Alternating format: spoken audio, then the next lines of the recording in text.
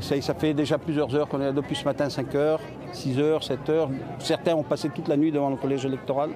Comme Marc, les habitants de Gérone ont pris leur mal en patience.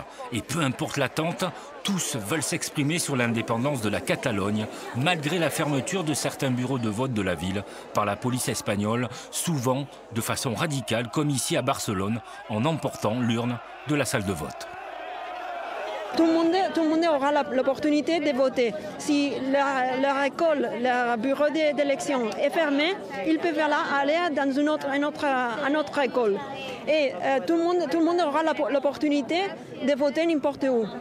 Une décision prise par le président de la Generalitat de Catalogne pour contrer les autorités espagnoles.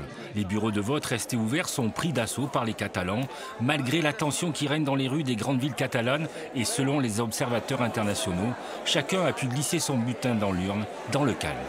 Il y a une énorme mobilisation, il y a des queues de plusieurs milliers de personnes à chaque bureau de vote quasiment. Là où les bureaux fonctionnent, effectivement, les conditions sont respectées. C'est-à-dire que les urnes sont vides à l'ouverture, elles sont scellées pour la journée et elles seront dépouillées, nous espérons, dans de bonnes conditions pour de nombreux bureaux ce soir.